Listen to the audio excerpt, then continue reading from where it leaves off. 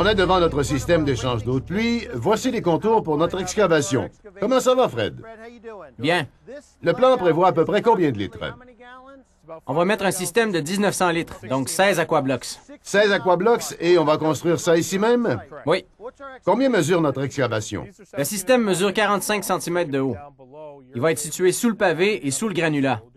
On va faire un trou d'1 mètre. D'accord, super. On va délimiter la zone parce qu'on ne va pas creuser tout ça, hein? Non. Ce sera un pavé perméable traditionnel. Exactement. Mais ici, il y aura le système de récupération de la pluie. Exactement. On recueille l'eau de 2 gouttières et aussi l'eau qui traverse le pavé. OK, je délimite la zone et on y va.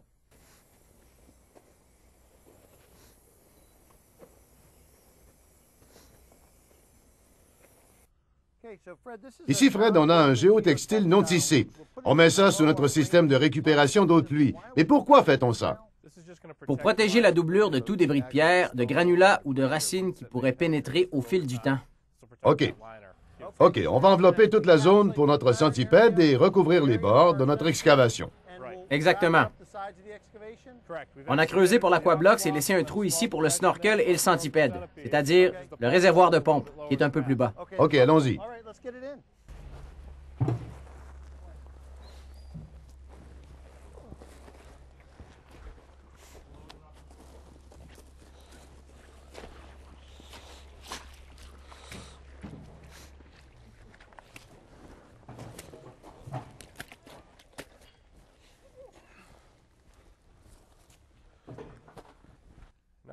Maintenant que c'est fait, on va mettre 10 à 15 cm de sable dans le fond.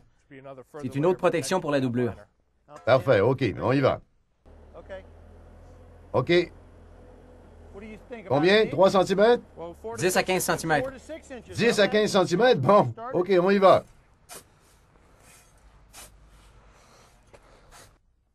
C'est la doublure en caoutchouc C'est une doublure en caoutchouc EPDM de 45 mm. et ça va par-dessus les 10 cm de sable. C'est ça. En dessous, il y a notre tissu. Oui.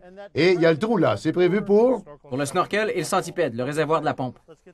D'accord, allons-y.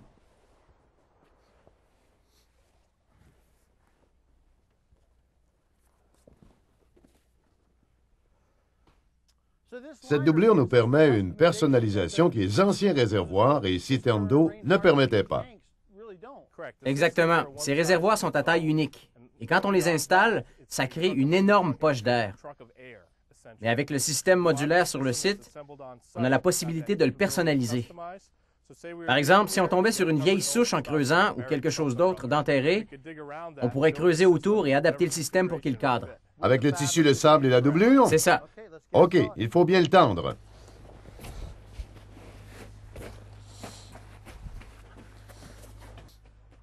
Bon, on est prêt pour notre autre couche de tissu? On va mettre une couche supplémentaire pour protéger ça complètement des coins de l'aquablox.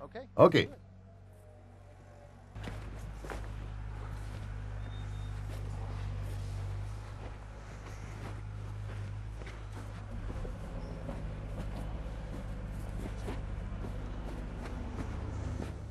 Dis-moi, Fred, ça dépasse un peu de notre excavation. La première réaction serait de couper et d'arranger tout ça un peu, mais ce n'est pas ce qu'on va faire. Non, c'est pas nécessaire. On pourrait, mais en étirant, on va pouvoir collecter plus d'eau de pluie. Notre système est grand comme ça, mais en étirant la doublure, on va pouvoir recueillir plus d'eau dans le système. Et comme on a un pavé perméable, on veut recueillir cette eau. Exactement. Très bien, super. Bon, maintenant, qu'est-ce qu'on va installer dans le trou? Un snorkel et un centipède. Snorkel et centipède. Allons les chercher. Je vais t'aider à les porter. C'est donc un système à 2 pièces. Oui, il y a un élément vertical, le snorkel, et un élément horizontal, le centipède. OK. Ils vont constituer le réservoir de la pompe, qui alimentera notre pierre décorative. Je ne comprends pas bien. Explique-moi ce que c'est un réservoir de pompe. Qu'est-ce que ça veut dire? C'est le point d'accès de la pompe. Notre pompe va être installée ici, au point le plus bas de l'échange d'eau. OK. Toute l'eau disponible sera acheminée vers ce point le plus bas. D'accord. La pompe alimentera la pierre décorative en basalte, qui sera ici. OK. Donc, le centipède va recueillir l'eau et l'acheminer jusqu'au réservoir de la pompe, jusqu'au snorkel. Le tuyau pour alimenter la pierre sortira d'ici et sera raccordé à la pompe. Parfait.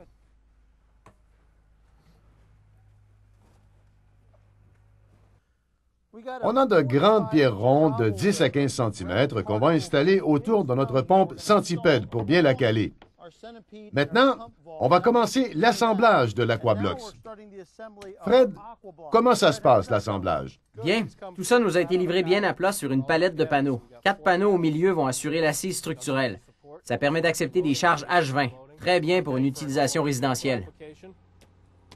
Et de faire livrer ça en panneaux, ça va économiser beaucoup d'argent. Oui, si ça avait été un réservoir entier, ça aurait pris un semi-remorque avec un réservoir dessus expédié de chez le fabricant. Très inefficace. Avec ça, on peut en livrer une grande quantité à la fois.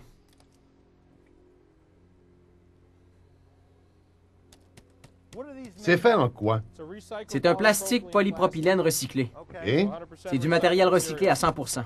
ça doit aider pour obtenir la certification LEED. Absolument. On a du matériel recyclé et on va gérer et réutiliser l'eau de pluie. Ça aidera pour avoir la certification LEED.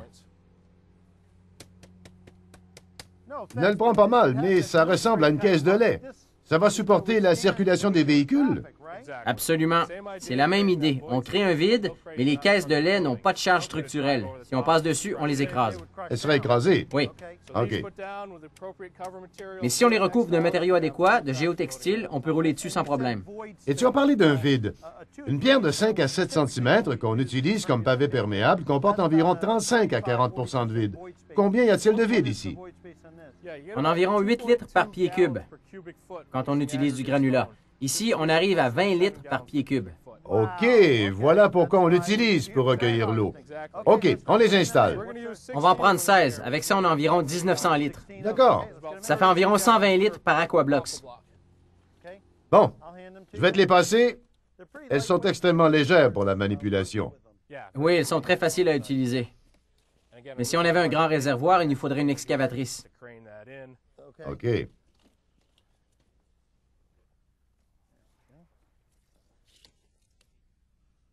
C'est un tissu géotextile. Exact. Celui-ci est tissé, contrairement à celui de la doublure non tissée. Celui-ci laisse passer l'eau. Par-dessus l'Aquablox. Voilà. Cela empêchera les pierres de passer dans l'Aquablox et de se disperser. C'est-à-dire les pierres qui forment la base de notre pavé perméable. Exactement. On met ça là et on les enveloppe? Oui, on recouvre par-dessus. Une fois que c'est posé, on peut commencer à envelopper. Tu veux dire quoi quand tu dis envelopper? On va remonter notre sous-couche non tissée. OK. Et ce tissu était destiné à protéger notre doublure de l'Aquablox. On ne peut pas utiliser ça par-dessus parce que ça va s'encrasser avec le temps. Celui-ci va laisser passer l'eau à travers. OK, on se contente d'envelopper. Exactement. OK, je me mets hors de ton chemin, d'accord? Je couperai l'excédent plus tard. OK. Maintenant, on va installer délicatement notre doublure. Il faut s'assurer de ne pas laisser de plis. Ça pourrait devenir un point de fuite. OK. On va s'assurer de mettre ça tout autour pour être sûr que c'est bien au-dessus de l'Aquablox. D'accord. Tu découvres ma couche préliminaire de matériel non tissé. Oui. Là, on va remplir cette partie avec du sable. Il y aura du sable entre la doublure et le tissu. Du sable, du béton lavé fera l'affaire? Absolument. On protégera la doublure contre les coupures et laissera passer l'eau venant sur les côtés du système. Ça aidera à l'exfiltration vers le fond. Exactement. Bien. En remplissant les côtés, ça va aider à assembler tout ça et à en faire un tout cohérent.